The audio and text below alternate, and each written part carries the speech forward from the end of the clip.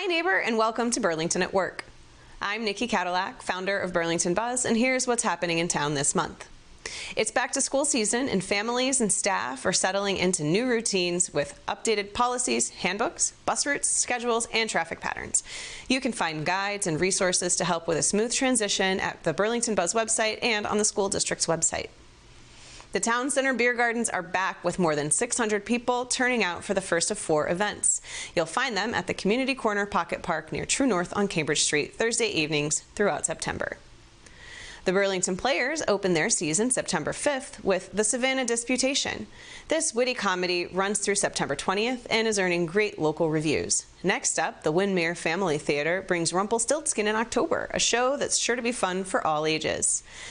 Meanwhile, the police department is preparing to move into its temporary home this fall at the former Vinebrook Water Treatment Plant on Middlesex Turnpike.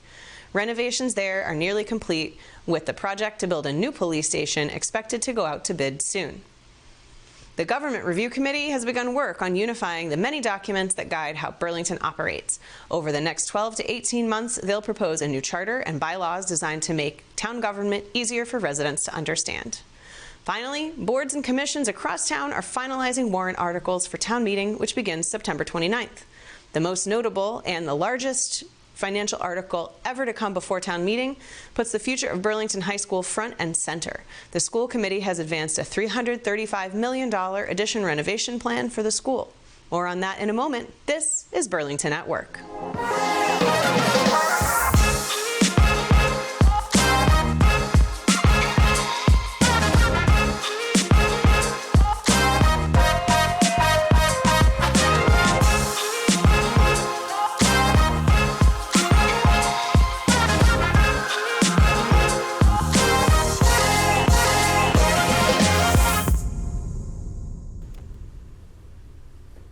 Hi, and welcome to Burlington at Work. My name's Nicci Kadilak. I am founder and editor-in-chief of Burlington Buzz, and with me today I have Christy Lyons, Catherine Bond, and Terry Hartford.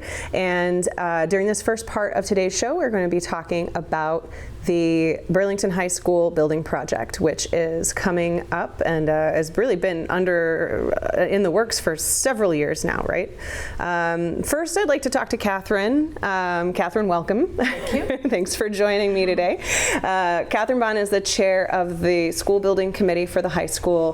Why don't you share a little bit with viewers about where we are, why we're doing this project, why now, what's the big deal with the high school?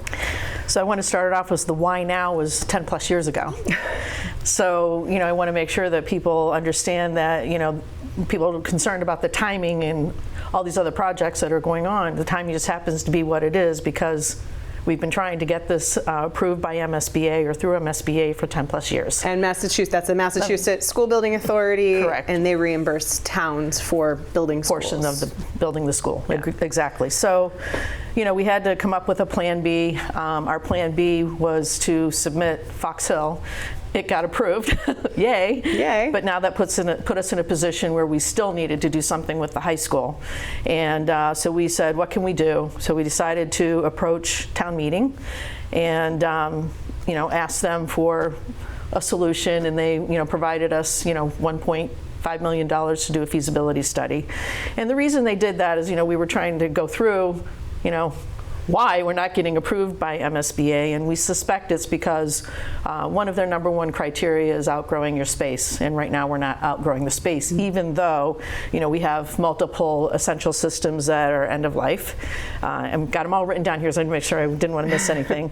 The science labs are from the 1970s, so they're really obsolete, and that kind of keeps our teachers from distracts the teachers from doing their job well. They do an excellent job. Our students are doing very well in school, but it'd be better if they had something that was from the 21st century. I'm just making a little bit of a joke. Half the classrooms have no windows, and that also is, really not today's standards. The school lacks the modern systems like fire suppression, and the ADA accessibility is really poor. We have disconnected floors. There's a lot that is not great with the current building. And so that's kind of the why now. And again, this was something that we've been trying to do for many years. Mm-hmm. And we really need to move forward with this before everything just falls apart and it's an emergency. Yeah, okay. And so Terry Hartford, you are the owner's project manager representing Dorr and Whittier. And I would love to hear from you.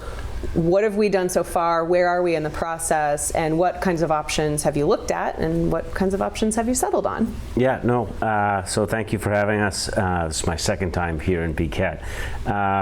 We were hired about 2 years ago by the school building committee to evaluate options.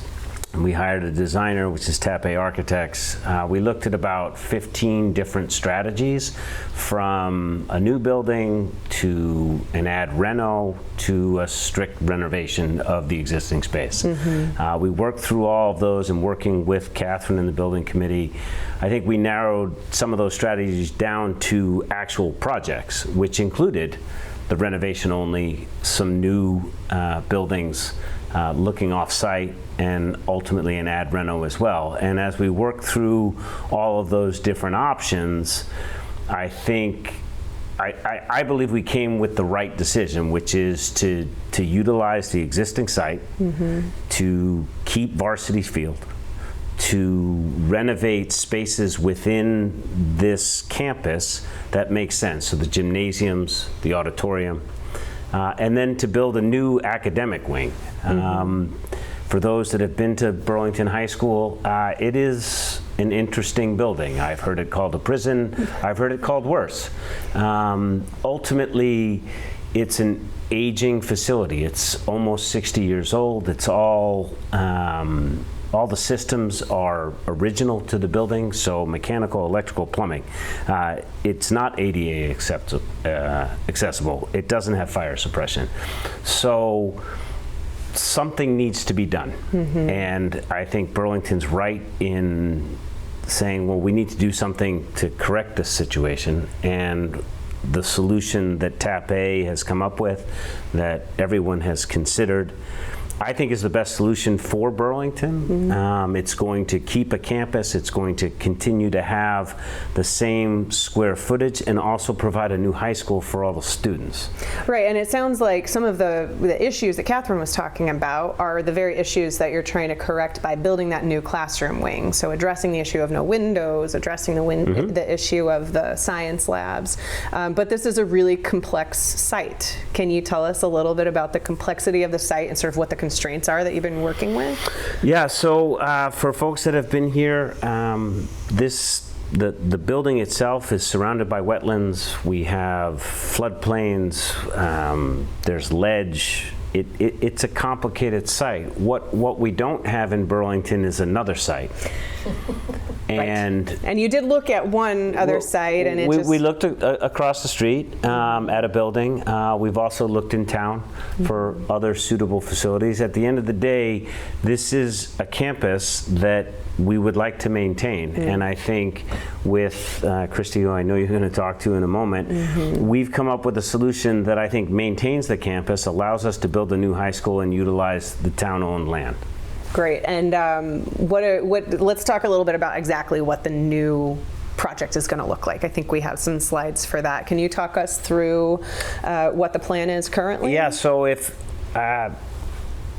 we might have a drawing up there. So that's an aerial view, and for those that are unfamiliar or are familiar, at the top of the screen, that's Dottie's Way. That's how you drive into the building, and that's going to remain the same. And that building on the right-hand side, that's the existing cafeteria. You come around. Everyone is familiar with the rocks that are painted. Those are on the bottom right next to the legend. You come around and continue around, and on the left-hand side, those are the existing gymnasiums. And just to the right of that is the auditorium, and then you see those two wings leading out to the right to the top of the screen. That is the new academic wing, and that is a 3-story. On the left-hand side, it's actually a 4-story building that will house all of the new academic classrooms. So what you don't see is what's currently here. So if you look at on the left-hand side where I mentioned the gymnasiums, The building currently goes all the way to the right-hand side. So we are actually going to demolish what is in the middle of the building. And for those that have been here, you'll know that from kind of where we sit here in BCAT to the gymnasiums is kind of a roller coaster ride. You can go downhill. It's probably a 35, 40 foot change in elevation, which is great if you're on a skateboard, but it's not great if you're in a wheelchair or on crutches. So that's the bit of the building that's going to be demolished. We're going to put in a new access road and really, I think, create a campus between the building on the right is being called the Center for Education, and you've got the new high school, portions of which are renovated, portions of which are new. I'm excited. I think it's going to be a great project. It's complicated. It's complicated. I'm not going to lie. At the end of the day, we're going to end up with two separate buildings, though, right? We're going to have a school, and then we'll have a separate building that has the Burlington Early Childhood Center, which is the preschool. It'll have the BCAT studios. It will have not the cafeteria. It will have the district office, right, and the science center still. It will, and it will also house a number of high school programs. So there's things that are currently in the existing school that aren't in appropriate spaces. So things like robotics. We're looking at AI. There's a program called Career Pathways that all need space. And I think it will be wonderful to have those two buildings connected together so that, the school, not just the school, the community is actually going to really benefit from having a campus that houses all of that programming. Got it. Catherine? I was just going to say that, the way I look at it is we're taking out the most problematic part of the building, that middle section with the big steep hill that you can skateboard down, ski down, I don't know what. So getting rid of that part. And then, what's nice too is that, the BECC, the Early Education Center, really doesn't have enough space now. There's a waiting list, as we all know.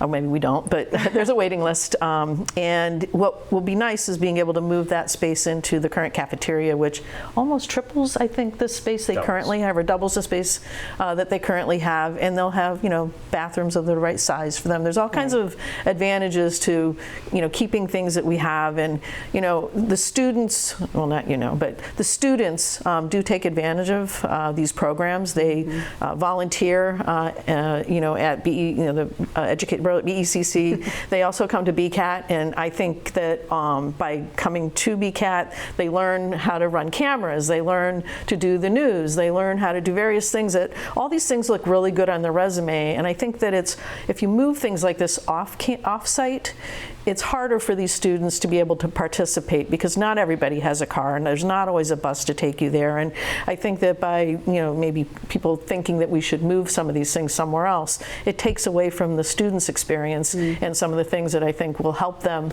if they want to move or have a career, where they're going to college. And even if they don't, they still are getting some sort of experience, through these programs that we're calling the Center for Education, and it's kept on campus where they can have access. Great, and let's go to Christy now. Christy Lyons, you're the pre-construction executive with Consigli. That's correct. Construction. Did I say that right? Yes. Great. So tell us a little bit about what your role is going to be. You just came on as pre-construction executive. Sure. So what is that going to look like? The company Consigli, we were hired for pre-construction and eventually construction services. And right now, our focus primarily is on the schematic design estimate, which informs the overall budget that will hopefully be approved to move forward. And once we're past that major milestone, we're going to be fully embedded with your consultants that you have today, Tape and Doran Whittier, working as a collaborative team.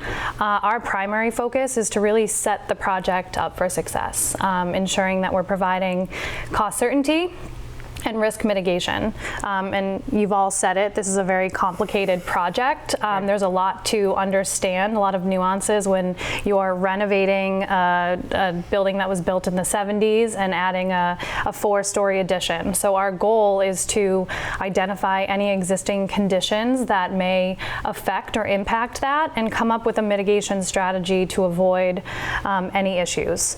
We've developed an initial phasing plan and an animation that goes along with that. So throughout pre-construction, we're going to be working with the design team as the design progresses to refine our approach to how we're going to phase and build the project, and how we're going to schedule the project. Because ultimately, that's our goal, to have a comprehensive phasing and schedule when we're done with the design that is in line with the overall project budget. Great, and so now we've talked about the project and all of the plans and the hopes and wishes, but the project still has a couple of hurdles to pass before it can actually get done. So Catherine, as the school building committee chair, what needs to happen in order for the new Burlington High School / renovated / whatever you want to call it, the ad reno, to be completed? Right, so this past Monday, some of the committee members went to or attended a select board meeting. I should stop right there and just say we were recording about a month ahead of airtime. So today is August 14th. You're going to see this September 15th or after. So this is kind of context for viewers. For viewers, right. So again, we met with them on Monday night, and they approved the timeline for moving the project forward. All right, so we got that passed through. And then the committee has a meeting this evening. We are 14th. Going to be presented some of those estimated numbers that was discussed. Yeah. And then we'll take a vote on those estimated numbers. Those estimated numbers then tomorrow night will be presented to the select board. And then the select board will then have a warrant added at town meeting. And then town meeting will vote on that warrant to have a debt exclusion vote and for a special election that we proposed date is in November 15th, the Saturday. And that will all have to be approved, and then the town will then vote yay or nay on the debt exclusion. Great, and September 29th, our town meeting representatives, 126 people who vote on behalf of the public, will have a say in whether or not to approve the borrowing. Correct. And then if that goes through, then there will be a special election suggested for November 15th. Yep. That will be town-wide, and the town will vote, whoever shows up. If a majority say yes, then the project can go forward. And that is for a debt exclusion, which is way too in-depth to get into right now, but there's plenty of information about it on Burlington Buzz website. And we'll be talking more about it as the time comes. So what happens then if one or both of those things doesn't go through? Terry, we've had people say, I don't think it's going to go through, or I don't think it should go through because there's so many other capital projects that are happening in town. We have a police station being built. We have Fox Hill that's being built. Those two are already approved. Shawsheen is potentially on the horizon, and that will only be a fraction of our responsibility, but still that adds to taxpayer dollars. So to the argument of that we just can't do this because we can't tax people anymore, we don't have room for it, what happens if either of those votes doesn't pass? If it doesn't pass, the problem remains. You've got a 55-year plus building with original systems. So I was at Public Safety Night last week, and I was talking to someone in town, and I said, you can't kick the can down the road anymore because it's too dented. Like, something needs to be done. And if you choose not to do it now, that's fine. But when one of those systems fails, like it does in your own home, when your water heater breaks or the boiler stops working, you're then going to be forced to renovate the building. And the way codes work today, if you need to replace the boiler, well, you're going to be on the hook for renovating the entire space. And you're going to renovate a space that isn't going to then provide you what I think Burlington deserves, which is a new high school for effectively about the same money. Because you've already priced that out. Yep, right? we you have. did preliminary estimates for a renovation only. of the whole building, and I think the building committee rightly said we're not doing that. That's not because then an you don't option. get windows, and then you don't get new. No, you don't maybe get you any new of that, and you're slabs, going to put kids in modulars for 3 or 4 years as you hopscotch around the building, and people are still going to say, well, it looks like a prison. And that's reality. So I think delaying the decision is entirely possible, but you're just going to be left with the same problem. And I think, too, we don't want to end up in an emergency situation either. So, it's like anything. You want to try and plan ahead, which we did try to do 10 plus years ago, and unfortunately didn't get the funding that we wanted to from the state. And so it's like, okay, what do we do now? And, unfortunately, we have this bottleneck of projects that are all occurring at the same time. And, again, a lot of these schools were built around the same time, so they all kind of need to be fixed at the same time. And you try to spread this out and where it makes sense, but unfortunately I think we're in a situation with the high school. It's now or we potentially can put ourselves in a situation where we're going to be in trouble, and then we're not going to get the nice new educational space I think that we really should have. This is a great town. We have a lot going for it, and schools attract people to come to your town. And I think we want to continue to be able to offer a good schools and good school system to continue that trend of attracting people to Burlington. Yeah. And now I hate to go down the negative place, but I do have to, because there is a possibility that one or the other of these votes could go not your way. What will the school committee? What's the next steps? What are your contingency plans in case it doesn't go through? So I think if town meeting, it doesn't pass at town meeting, I think we have a second chance that we can try again. Okay. But right now, what I want to say is we're focused on the positive side of it.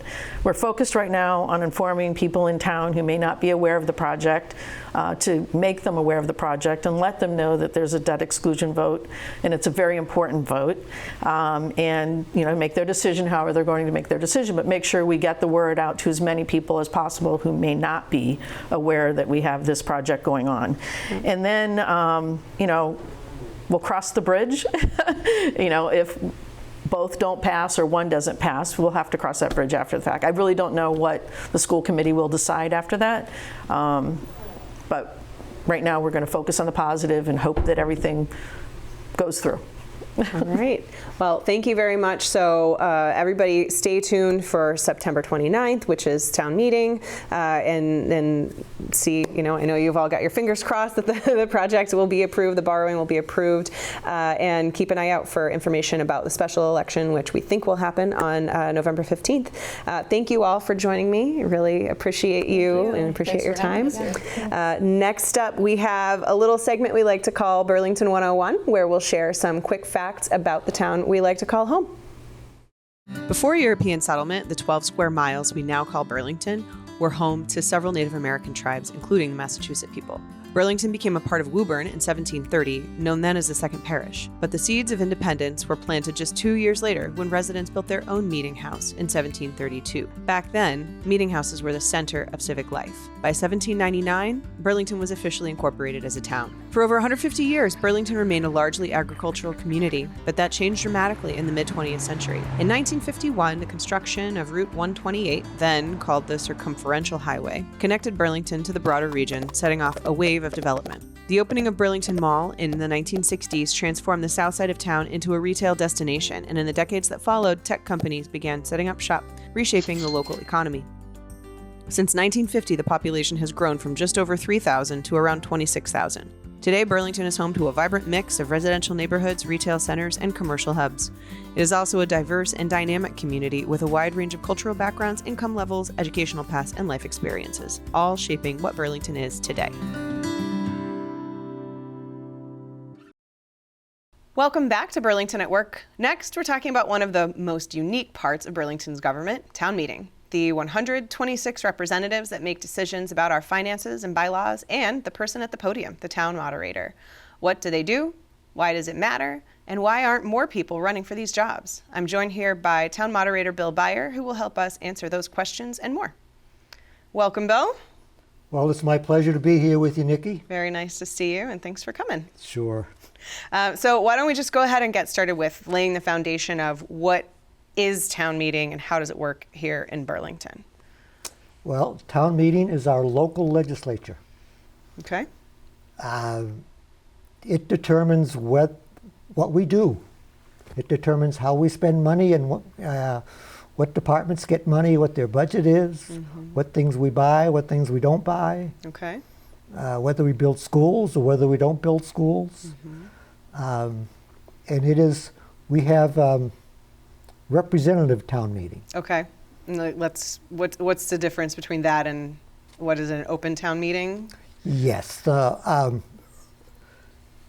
Traditionally, town meeting was open to any registered voter. Okay. If you want to go back far enough, it would be to any male landowner, but we don't need to go back that far. Okay. So that if you're a registered voter in town, you could. It was your obligation to go to town meeting and determine what the town wanted to do. Okay. In the 70s, I believe it was, attendance at Burlington town meeting had kind of dwindled. Okay. And they decided to try representative town meeting, where town meeting members are elected by precinct. Okay. And we've got 7 precincts here. 7 precincts and 18 per precinct. Okay. 3-year term, so every year 6 are elected in each precinct. Okay. Yeah. And so those people show up 3 times a year, right? In January, May, and September. That's right. And they vote on things like the budget, like you mentioned, also bylaw changes, if Yep. we're going to change any of our local bylaws. So now we have had representative town meeting now for almost 60 years. I guess we started in 1971, I think. Now it's 2025. What do you feel like are some benefits and some drawbacks to having a town meeting and specifically a representative town meeting? Well, with the representative town meeting, we have a group of people who consistently show up for town meeting, so that over time they have a background and history on how the town operates and how we've spent money. Now there's certainly turnover and there's new people coming in and other people leaving, but as a body, there's a certain amount of consistency of knowledge, so that they're not walking in stone cold going, okay, what is this and why am I doing this? The advantage is that now we have this identified group of people as opposed to whoever shows up. Right. That may or may not have the same background. Right. Understanding of everything that has already gone on before. And there's a problem with open town meeting in that if there's a controversial article coming up, the meeting can get packed. Right. Say it was to build a school, and all the parents of school kids wanted the school. Well, they'd all show up for that article. They'd vote on it, pass it, and then get up and leave. And then get up and leave. So anyway, it's I think it's having that more consistent group with the background knowledge, I think, is really advantageous for the community. And people have said it gets unwieldy. That having 126 people in the room with debate and different levels, again, of background knowledge, can get a little bit overwhelming. We'll talk about your role as moderator in a minute, but zooming out and thinking about different ways that town government could operate, which could be a smaller city-style government with fewer number of people. Do you think it's good that we still have a town meeting form of government? I do. I think it does a pretty fair job of representing the town. There's a broad perspective in town meeting with 126 people. The fewer people you can have an issue with a narrower perspective.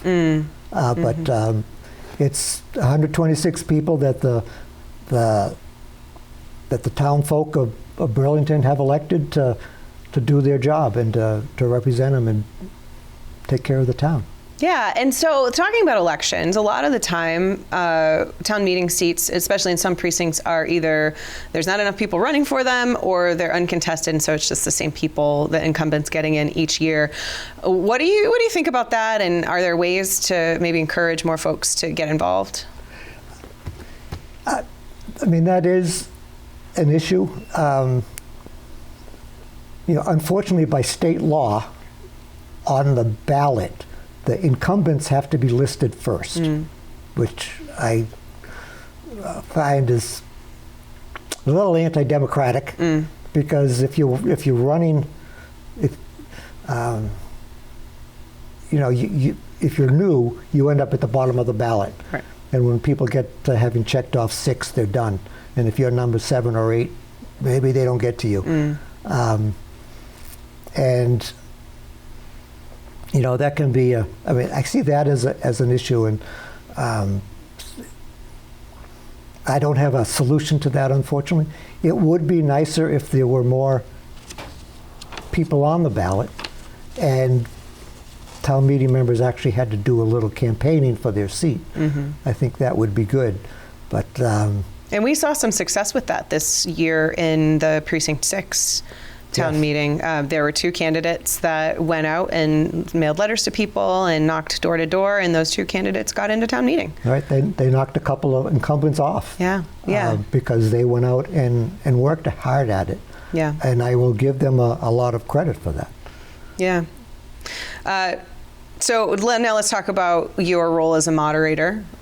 So the town moderator has this very interesting role as being not a part of town meeting, but essential to the running of town meeting. So tell us a little bit about what you do as town moderator, both at town meeting and in the rest of the year when we are not having town meetings. Well, yes, the moderator is in charge of herding the cats. That can be an apt analogy. Yes. My job is to run the meeting according to Robert's rules. Which is a set of rules of dialogue and debate from, do you know what year? I should have looked this up before we talked, but it was a very, very long time ago. Yes, I mean, they're rules for parliamentary discussions. Right. So your job is to apply those rules in discussion and... Right. And the book for Robert's rules is at least a couple inches thick. Fortunately, we really only deal with about 8 or 10 of the rules. Okay. So I can keep them straight. But they're enough to keep us working. And my job is to keep us on target, keep us discussing the article in front of us.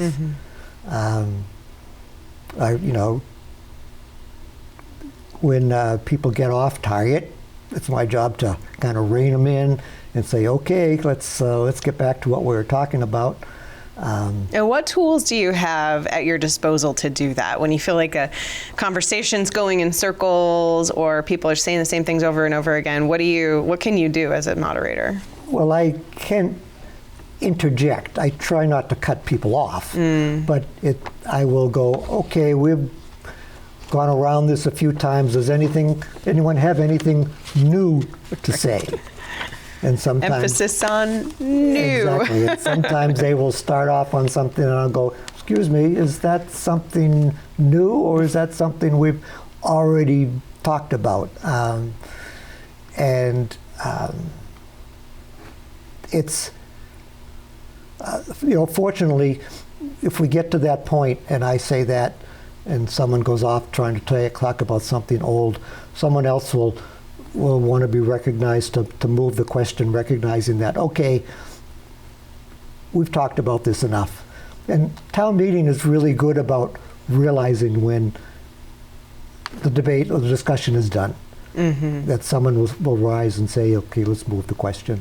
And what that means is we're going to end debate if everybody, is it a 2/3 vote? We have to take a 2/3 vote on whether we move the question or not. And if that passes, then we vote on the article itself. Right, and no more discussion is allowed. No more discussion, we're done. Right, and so you're moderating between potentially 126 people, although generally we have around 100 showing up at town meeting on a given night. And while you navigate that, people are discussing all of the different articles, which is basically like the list of things that they have to vote on. And you have one night or 2 nights or 5 nights of town meeting, and then your job is done, and you can rest for the rest of the next 6 months. Then I just sit out on the porch and drink tall, cold drinks.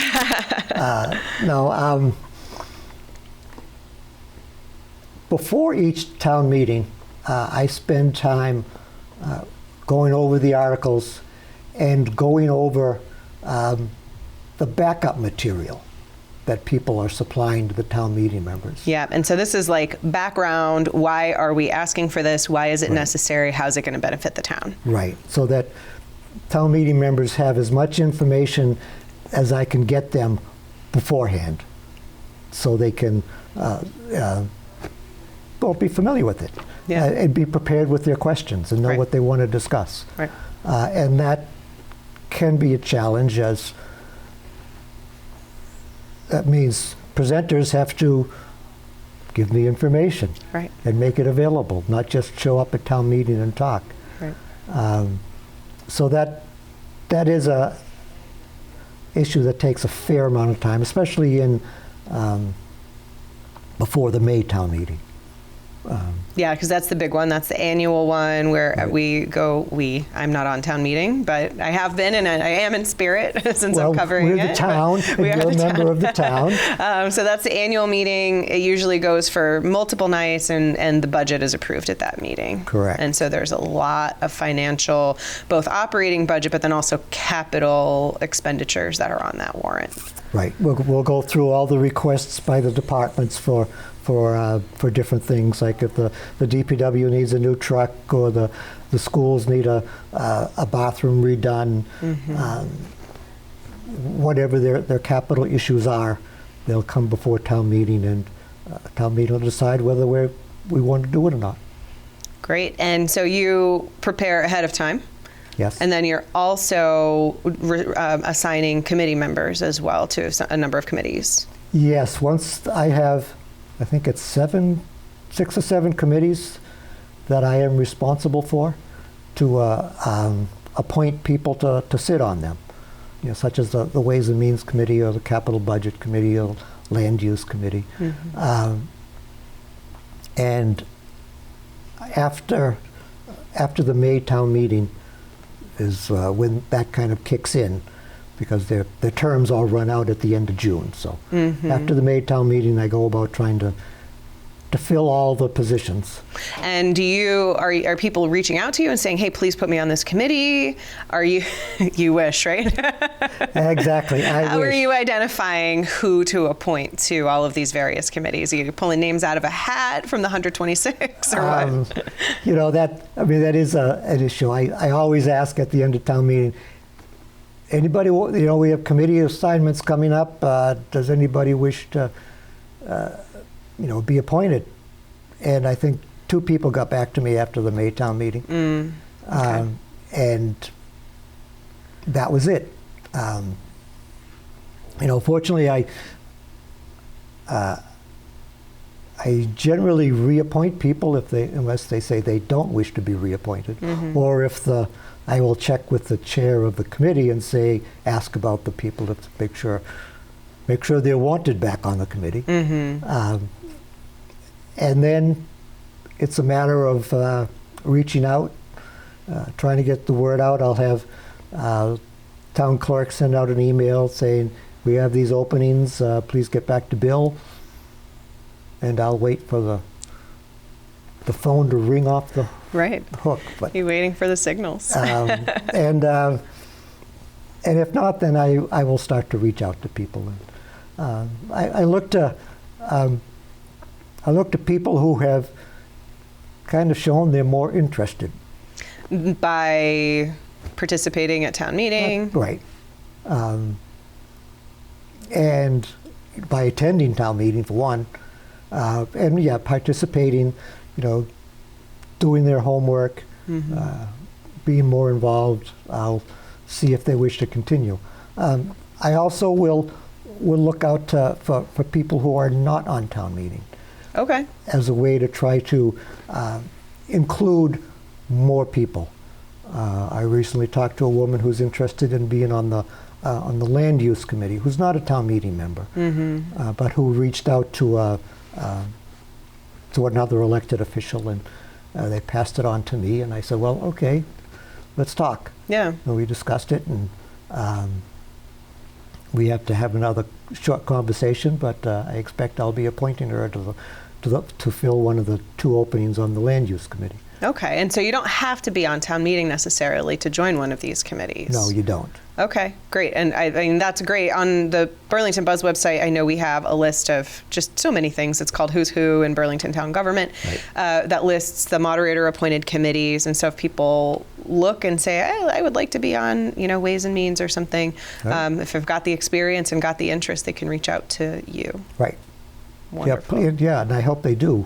Right now I have an opening on the Human Services Committee that no one's lining up to be Okay. a member of. So if someone thinks that's interesting, please give me a call. Great. And these are committees that are advising town meading and making recommendations. So the Ways and Means Committee, for example, that's kind of the big one that we think of. That's the moderator appointed committee, is advising town meeting how they think the budgeting should happen, how they think the town should be spending their almost $200 million annual operating budget and all of the capital budget as well. They're not committees that are making decisions necessarily, but they're advising the 126 people who are making the decisions together. And if you look at town meeting votes, town meeting listens to these committees. Yeah. They rarely vote against a committee's recommendation. Yeah. They listen closely to what these people say, because they've taken the time to look more closely at the articles and to have people come in and discuss it with them, right, and go over it all, so that they're minor experts in the field that they're on, or they become that after being on the committee for a while. That's the point, right? That's why we appoint subcommittees, is to be able to go into more depth when the average town meeting member maybe not. Right. Is not going to have the time to do that. And some like Ways and Means is a very big time commitment. There are others that aren't nearly so much. Yeah, like the Land Use Committee is a little bit less of a time commitment. Right. Well, the Land Use Committee will get involved if there's a zoning article on the warrant. And then it's their job to review it and make a recommendation to town meeting. Great. And I had a question and I lost it, but let's go to this one next. What's the longest and what's the shortest town meeting that you've overseen? Can you think of them off the top of your head? There was one May meeting that went 5 nights. I was there. It was So a was long I. 5 nights. It was a long 5 nights. And that goes Monday, Wednesday, and into another Monday, right? That's right. So rather than being committed for 5 consecutive nights, I mean, it's Right. thoughtful to spread it out. Then it's also like, we're in town meeting for 3 weeks. Exactly. This is painful. Fortunately, that's not usually the case, but I think this May we went 3 nights, if I recall. We have had a September meeting, which is usually 1 night, that went 3 nights once. But the shortest annual town meeting, it's kind of cheating to call it the shortest, was the first one during COVID Okay. that we did on the high school football field. Okay. We did that in 1 night. Wow. Of course, it was kind of a cut down warrant, Yeah. and we just focused on really the budget and a few capital items. And anything else is like, no, we're going to... Yeah, we don't have time for that right No, now. that's right. We're trying to to deal with this COVID thing. We had people spread out 6 feet away On lawn chairs on lawn chairs on the football field. We had a platform. I think it was set up for graduation. Well, it was also going to be used for graduation. I forget exactly which. Yeah. And we had big, huge TV screens that Amy Warfield, as town clerk, put all of this together. She was amazing. And fortunately, we had a beautiful night. Oh, thank goodness. It wasn't too hot. It wasn't too rainy. No, we started at like 5:30 and we were done by 8 o'clock. That's never happened. We just done. Oh man, one can dream, huh? Right. What do you love about your job as town moderator? You know, I've been involved in the town government for 35 years or something. Oh, because you were a town meeting member before you were town moderator, Right. and spent time on Ways and Means. Right.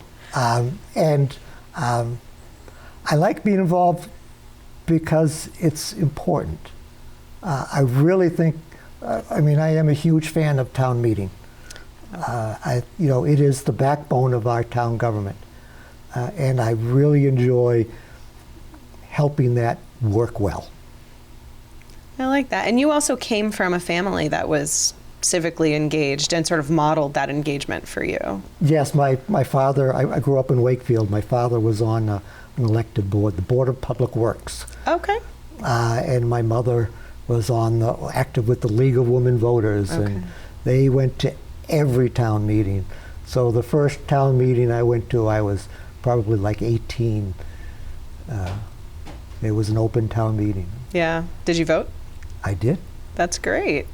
I like hearing that. And I've seen this trend in the last few years, and maybe you've seen it too, of younger and younger people getting involved and coming into town meeting. There are a couple, I'm in Precinct 6, and we talked about that a little bit earlier. There are a few members of town meeting from Precinct 6 that are in their 20s, Right. Which has not been the trend, I don't feel like, until recently. No, it is not. There's been a little more turnover lately with, yes, younger people or newer residents showing up and getting involved. Yeah. Which is a good thing. Yeah, I mean, I think the younger people are when they start understanding how the town is run impacts their lives or will potentially impact their lives. I think the better.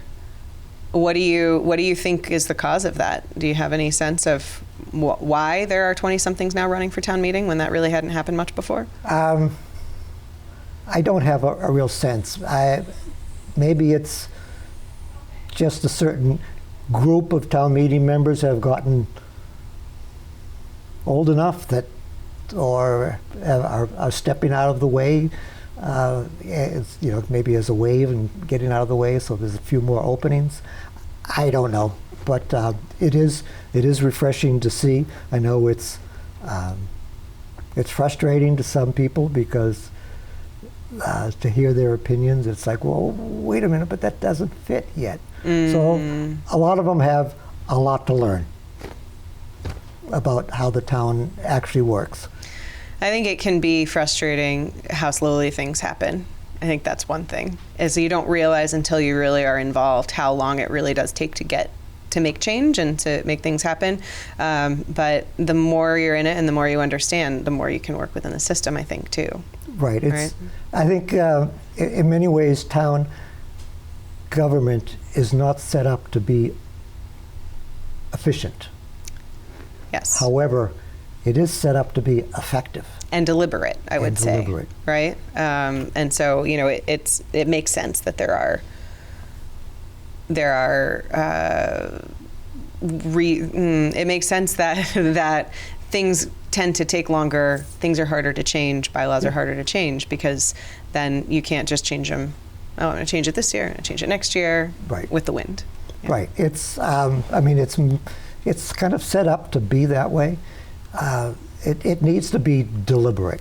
Yeah. In some ways, we are a major corporation with the The $200 million budget. Exactly. We go through almost $200 million every year. So it's not something to be done on a whim. It's something to be thought about and decided, well, there's the word again, deliberately. And yeah, and when you're looking at things like zoning bylaws and other town bylaws, well, what's the last word there? Law. We are making law when you vote on bylaws. That's not, again, it's not something trivial to be jumped into without looking at what it is you're doing. Right, and the context behind why it is the way it is, where did it come from? Not that it makes it right or wrong, it's just understanding it. Right, you know. exactly. As town moderator, you're used to being an impartial observer, so I'm going to ask you to step back for a second. Your term is 1 year. Correct. And often there's not a whole lot of interest in running. You have had a contest recently, but generally you're running uncontested.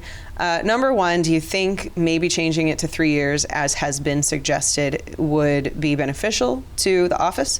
And number two, why do you think that folks aren't lining up to run for moderator? Well, I'm on my 9th term. I am a member of the Massachusetts Moderators Association. Okay. And there are moderators who have been doing it for 20 and 30 years. Yeah. So it's not a position that turns over often, just in general. It's a steady presence. Right, because it's, your job is to run a meeting and run it well. If you can do that, it's like, well, okay, why do we want to try somebody else? If I falter on that, then yeah, someone should come against me. But because it's a 1-year term, maybe people go, well, I'd have to do this again a year from now. So the campaigning part. Yeah. Yeah. And do you think there's I'll show my hand. I think there's a large part of Burlington who has no idea what a town moderator is or does. Oh, yes. Yes, there are. And so maybe that could be another reason that people aren't knocking down the door to run, is like, town moderator, what's that? I have been introduced as the town moderator and been met with this blank stare. Right. It's like, all right, town moderator, what do you do? I run town meeting.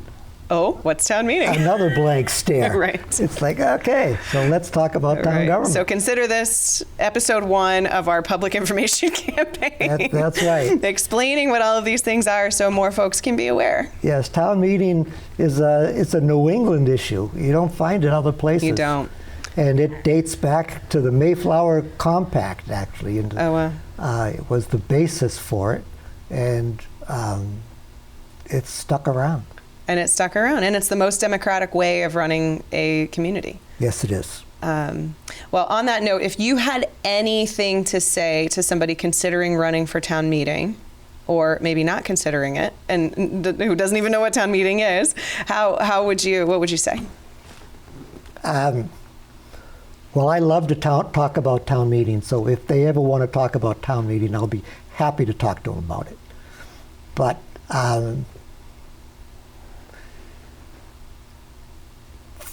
you don't have to start your involvement at the town meeting level. You can get on committees. The select board have a number of committees they also have to fill. And then so you can dip your toes in, as you. Yes, that's right. You can dip your toes in, start to learn how the town works. And but if you want to run for town meeting, well, find out what the issues are. Yeah, what's important to people. Exactly. And the Buzz always, every year, sends out a survey to all the town meeting member candidates to say, what do you think the issues are? How are you going to address them? I think that's important too, is like, get your name and your face out there. Let people know that you're interested in this and that you're involved and invested. Right. Like right now, if we had a town meeting election coming up, there'd be lots of things you could talk about that you're interested in. a little issue about a school that we have to decide on. Yeah. There's some interesting zoning articles coming up on land use just across the street from 3rd Ave. Conservation Commission has an interesting warrant article. Yeah. So that, see what's going on. Yeah. Read the warrant, even if you're not on town meeting, and That's see right. what's going on, or the Buzz warrant summary. That's right. Not There to be you go. too self-promotional, but we do that so people can, understand the warrant in sort of lay people's terms. Without question, the best way is to read the Buzz. and I'm not just saying that, but I am a huge fan of it. You do such a good job of getting information out. And you are our local newspaper now. We no longer have. Heavy as the head, Bill. There you go. All right. Well, thank you so much for joining us today. I really appreciate it. And thank you for being here. We'll be back next time with another episode of Burlington at Work. Well, thank you very much, Nicci. It was my pleasure.